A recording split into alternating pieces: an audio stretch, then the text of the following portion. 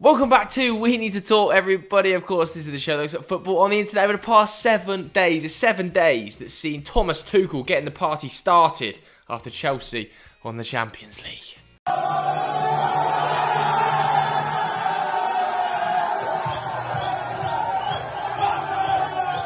Kai Havertz then doing whatever the hell this is.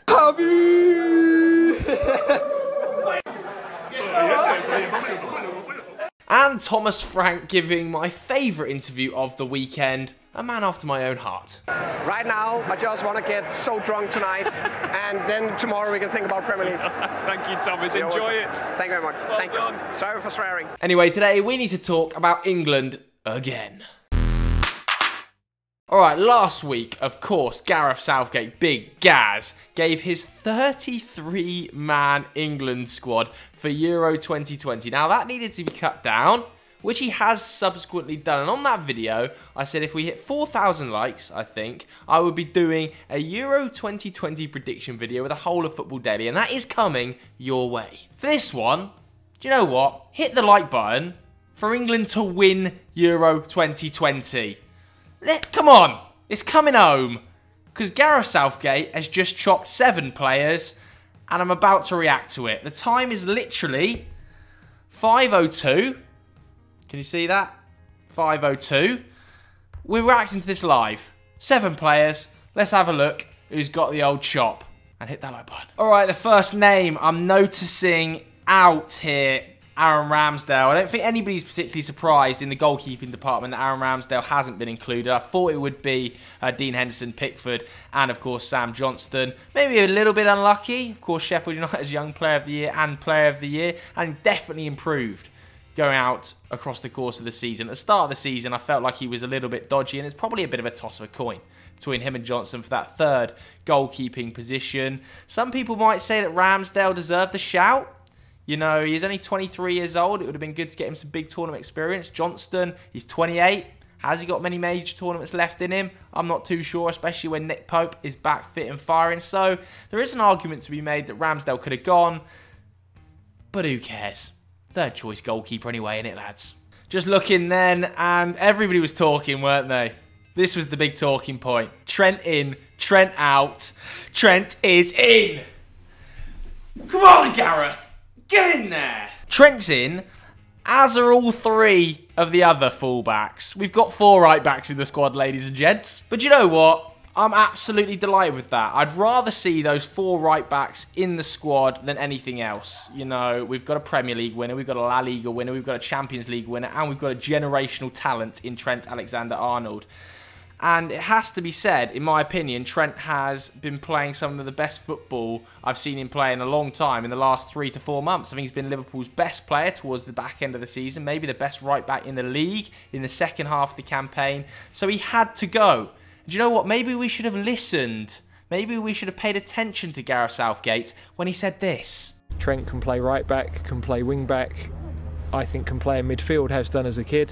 So yes, the versatility is going to be key, and it seems to me like he might well have been included as a sort of midfielder.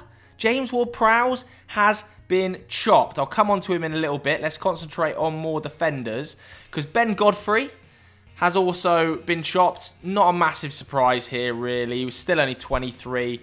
I think he has probably been Everton's best defender this season, and it's brilliant for him to get a bit of, you know, face time in the squad, a bit of experience of what it's like to be in and around that England setup. Obviously, he's uncapped. He offers cover at left back, right back, centre back, but I think he's kind of a name we all knew Gareth would chop. Even though I don't necessarily agree with it, I probably would have chopped Tyrone Mings. But Ben Godfrey, a little bit of experience, but quite an obvious chop, as was Ben White.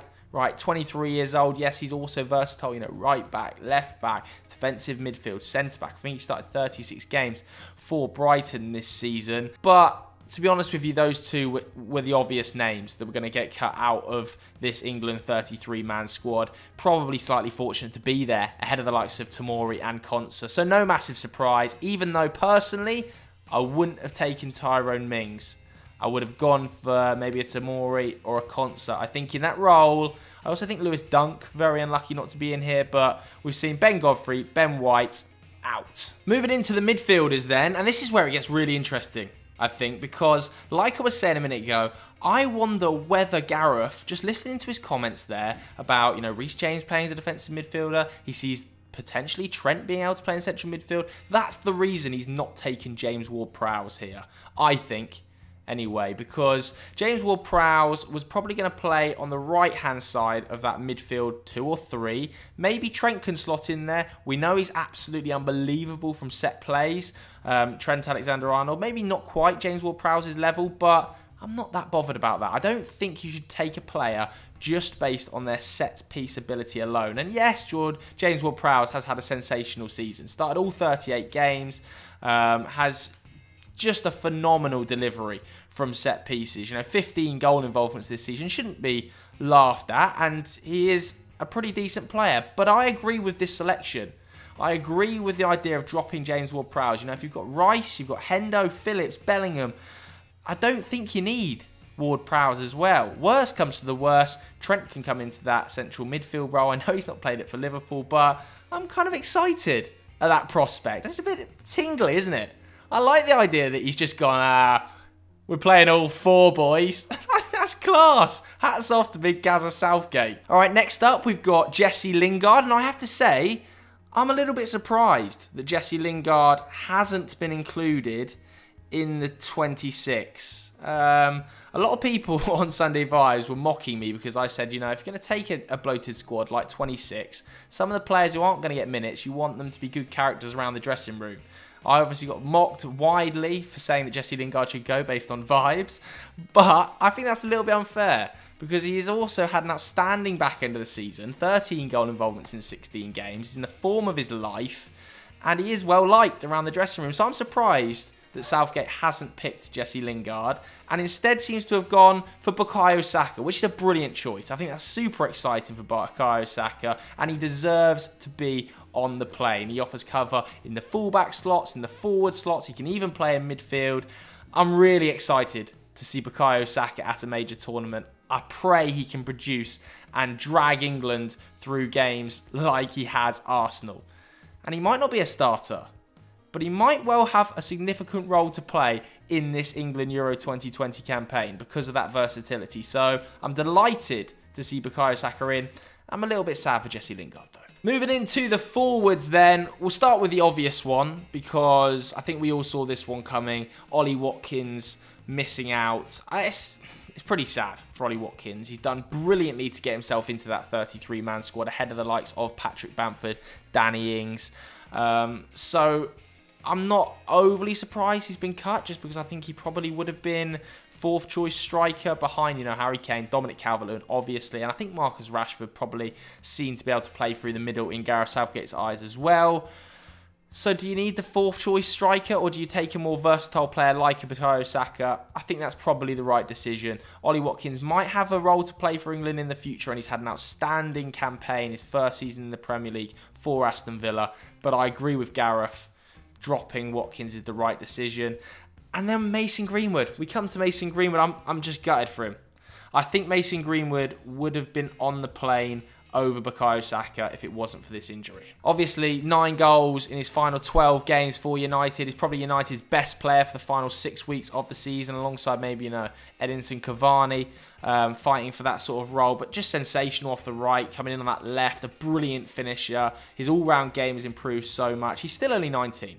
So he's going to have a fantastic England career in the future. I'm really gutted that Mason Greenwood has had to pull out of this squad due to injury problems. But nevertheless, probably made the decision slightly easier to include a Bukayo Saka if you're Gareth Southgate. The rest of the squad is pretty self-explanatory, I would say. No surprises. I'm really excited to see Jude Bellingham in an England shirt at the Euros. I think he has an exceptional chance of starting games in that midfield, particularly at the start of the tournament with Jordan Henderson potentially being injured. Fingers crossed for Harry Maguire to make a full recovery from that ankle strain because he's going to play a vital role for England at Euro 20. He is probably our best defender, and if we play a back 3, he's going to start in the middle. If you play a back 4, he's going to start on the left side of a centre-back too. he's so crucial that he is fit and firing. And fingers crossed Rashford's fit and firing as well, you know, because he had a real dip towards the end of the season, mainly due to being overplayed and injured. Jack Grealish coming back from a little bit of an injury. So there's a few little concerns, but overall, I think Southgate smashed it. I think taking 4 right-backs is absolutely the right decision. We should have thought about that. I should have thought about that. He's living in 2030, Gareth Southgate, when we're all still living in 2021. So that's it, anyway, for today's episode of We Need to Talk. Subscribe whilst you're down there. Turn notifications on. You know all the good stuff by now. Thanks very much for watching, everybody. See you later. Bye.